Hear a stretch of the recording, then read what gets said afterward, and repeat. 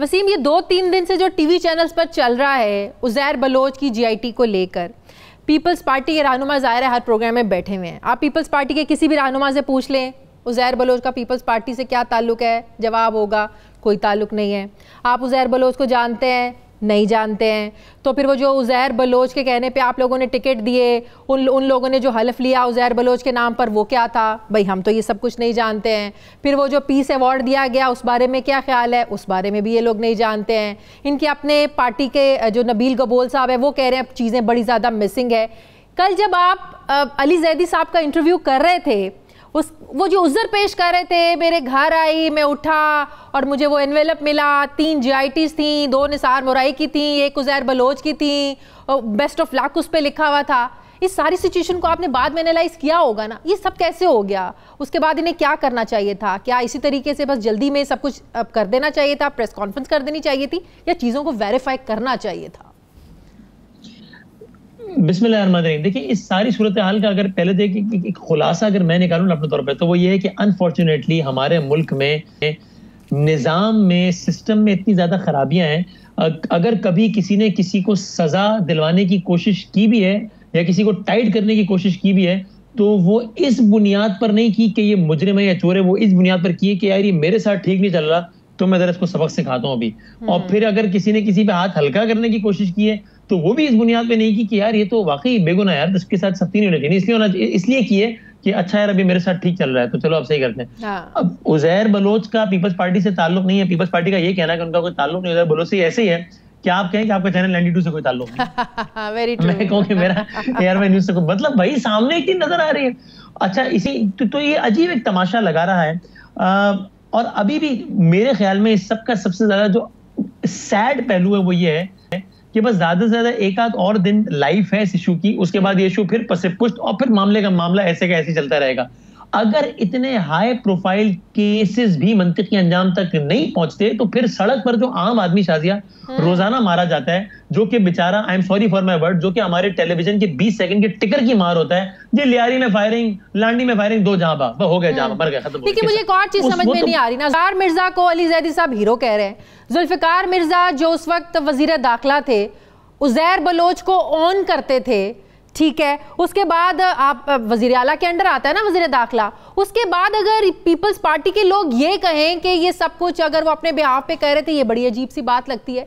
ये जुल्फ़िकार मिर्जा पर जोर क्यों नहीं डाल रहे हैं, उनका नाम क्यों नहीं ले रहे हैं? क्यों वो GDA का अलायंस आपके साथ विफाक में बैठा हुआ, इसका कोई खौफ है आप लोगों को? MQM को आप लोग फोकस नहीं कर रहे हैं, क्यों आप लोग फोकस नहीं कर रहे हैं? वो आपके साथ विफाक में, इत्तेहाद में बैठे हुए।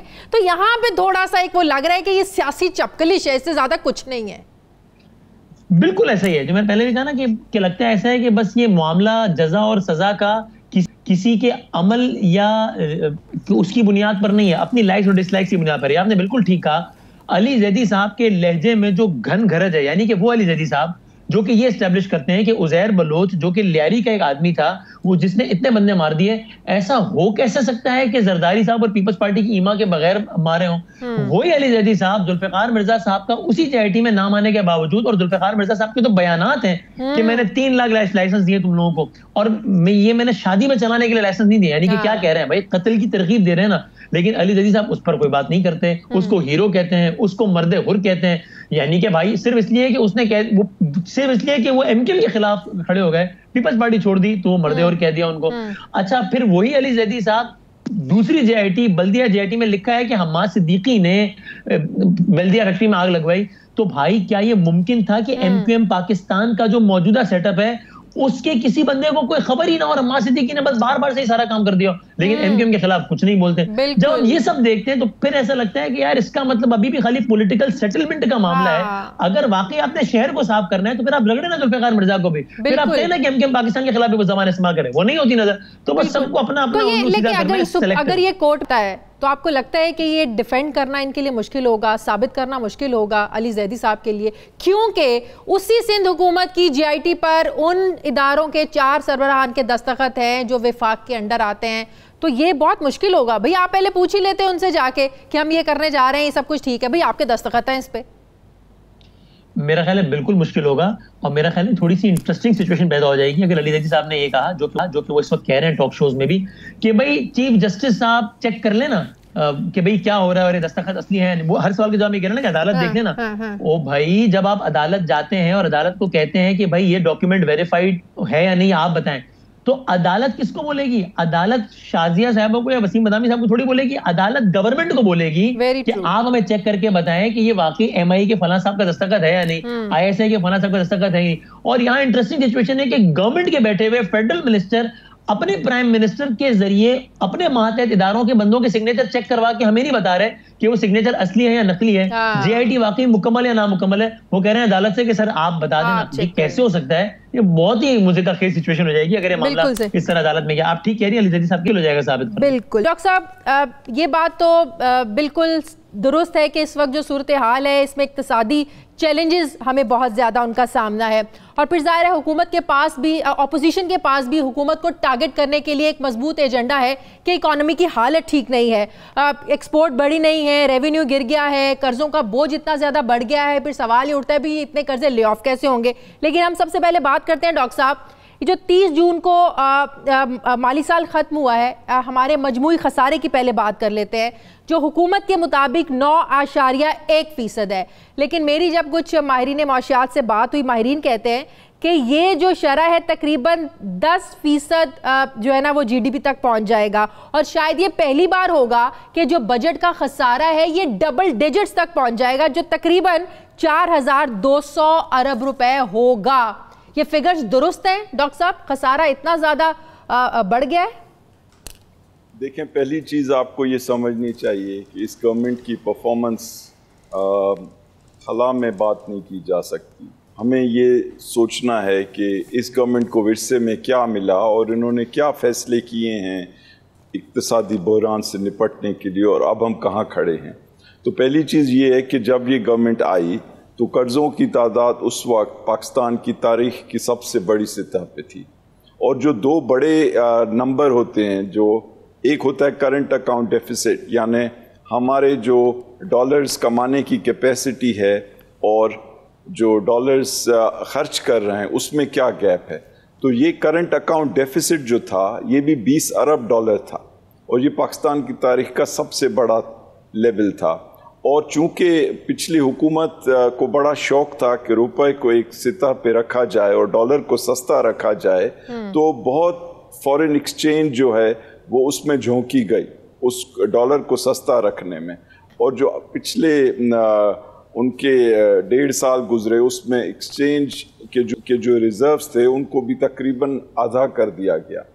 तो बुनियादी बात ये थी शाजिया कि जब ये गवर्नमेंट आई तो हमारे पास डॉलर्स ख़त्म हो चुके थे, और डॉलर्स की जो अर्निंग कैपेसिटी यानी एक्सपोर्ट्स जो थी, ये आपको हैरानगी होगी ये बात सुन के कि वो पिछले 5 साल जो गुजरे गवर्नमेंट के उसमें 0% बढ़ी, यानी 5 साल में 0% एक्सपोर्ट बढ़ी।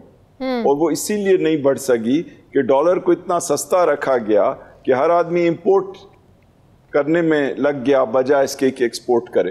तो पहली चीज़ तो ये थी कि भाई इस चीज़ से कैसे निपटा जाए।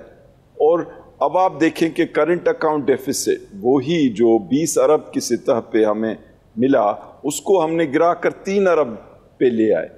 तो उसकी वजह से इस्तेहकाम आया और मार्केट्स ने और दुनिया के इन्वेस्टर्स ने देखा कि भाई ये गवर्नमेंट जो है ये बिल्कुल इक्तिसादी बहरान से निकलने जा रही है। साथ ही साथ जो नंबर आप बता रही हैं, देखें उसमें जो बड़ा हिस्सा है वो कर्ज़ों की वापसी का है, और 2,900 अरब रुपए जो हैं वो फ़कत कर्ज़ों की मद में इस साल दिए जा रहे हैं।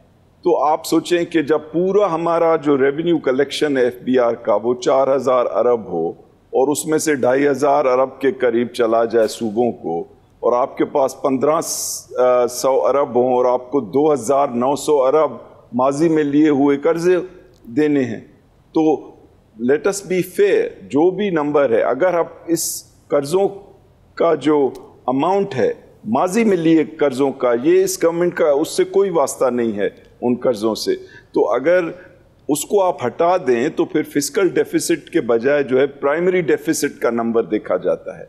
और प्राइमरी डेफिसिट का नंबर जो है ये पहली बार था कि कोरोना वायरस के आने से पहले जो 9 महीने गुजरे हैं उसमें पाकिस्तान की तारीख में शायद ये पहली दफ़ा हो कि वो पॉजिटिव था। इसका मतलब क्या है? इसका मतलब ये है कि हुकूमत ने बहुत सख्ती से अपने अखराजात को कम किया।